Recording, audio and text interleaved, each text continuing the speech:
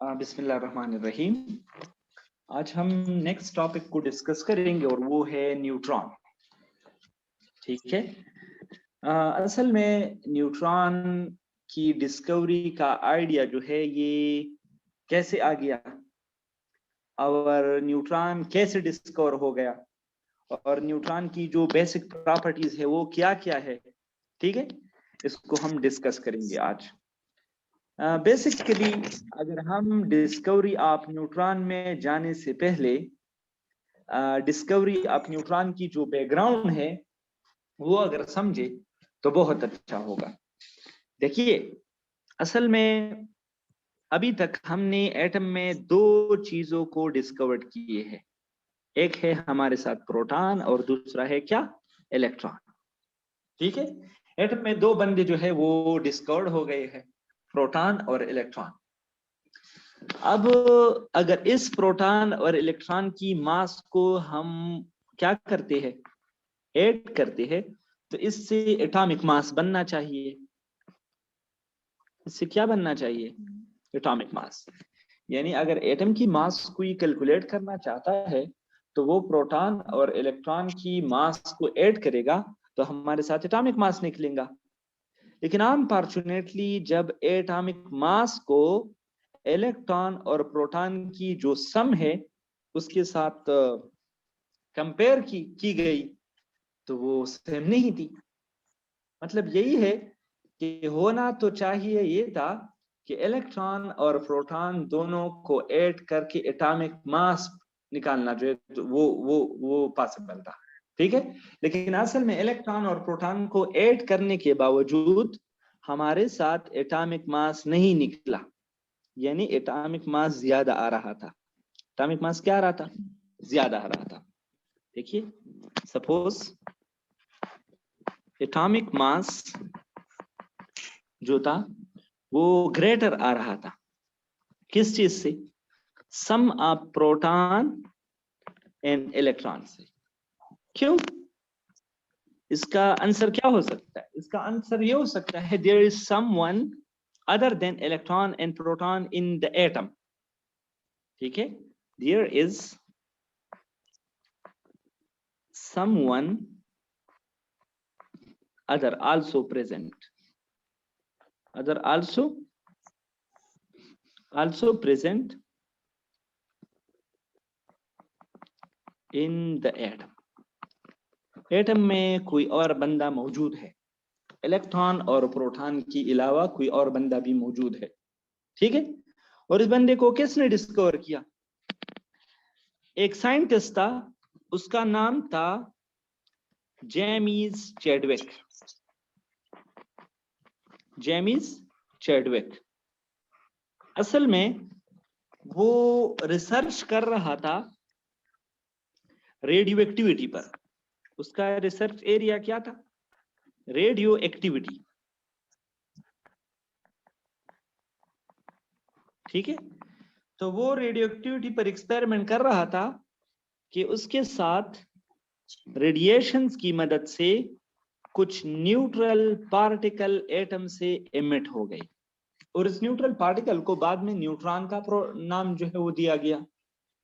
ठीक है, और जिस एक्सपेरिमेंट पर ये न्यूट्रॉन डिस्कवर्ड हो गए उस एक्सपेरिमेंट का नाम है आर्टिफिशियल रेडियो एक्टिविटी एक्सपेरिमेंट।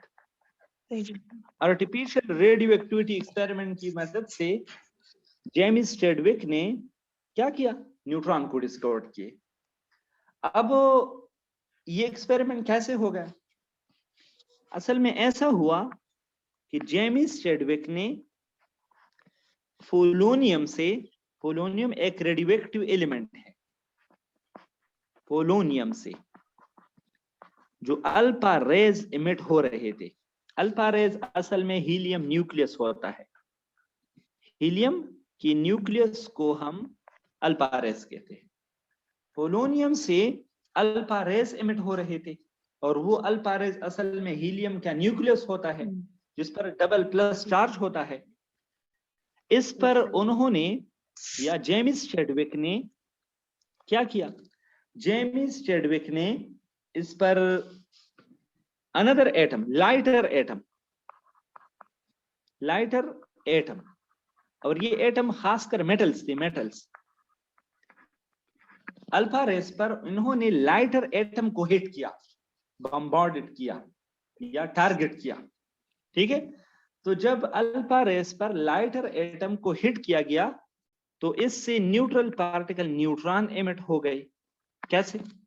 नीचे रिएक्शन को देखिए, ये हमारे साथ है अल्फा रेस, क्या अल्फा रेस He, ये हमारे साथ है अल्फा रेस, ठीक है। अब ये अल्फा रेस जब रिएक्शन करते हैं या इसको जब हम टारगेट करते हैं किस चीज पर, बेरिलियम पर, ठीक है। किस पर? बेरिलियम पर। जब आप अल्फा रेस को बेरिलियम पर हिट करते हैं, अब अल्फा रेस का जो चार्ज होता है वो 2 होता है और इसका जो मास होता है वो 4 होता है। बेरिलियम का जो एटॉमिक मास है वो 9 है और इसका जो एटॉमिक नंबर है वो 4 है। तो जब आपने हीलियम को बेरिलियम पर हिट किया तो न्यूक्लियर रिएक्शन हो जाएगा। क्या हो जाएगा? Nuclear reaction. और कौन सा रिएक्शन हो जाएगा? फ्यूजन। 2 स्मॉल न्यूक्लियस कंबाइन होकर बड़े न्यूक्लियस को बनाएगा और इससे बनेगा कार्बन।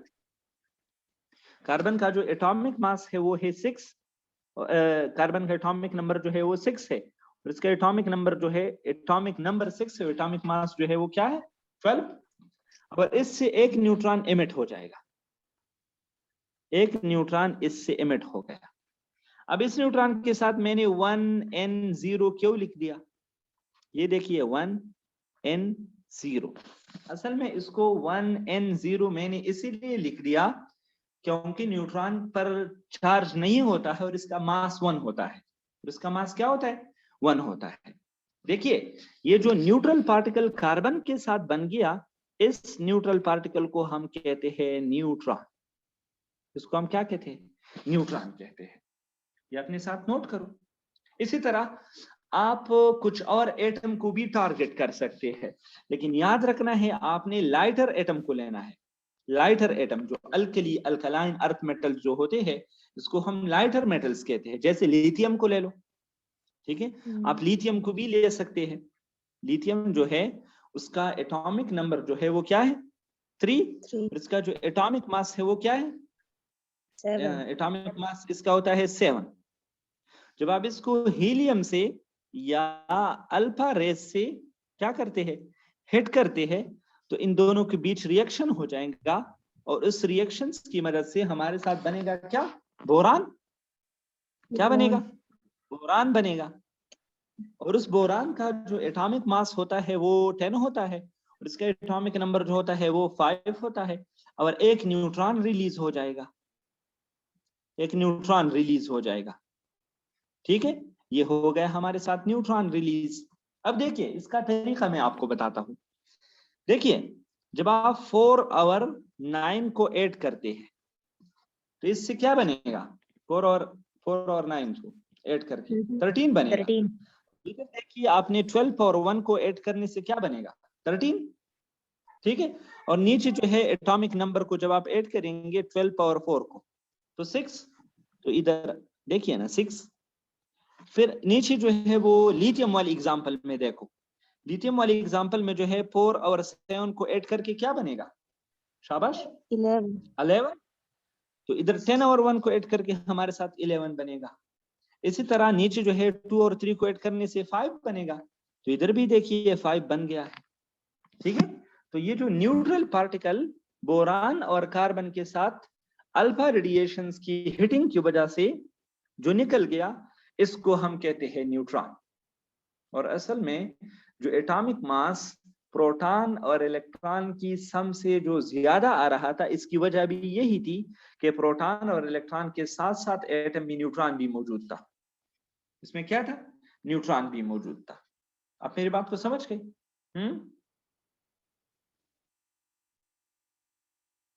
हाँ, तो सूरज जी से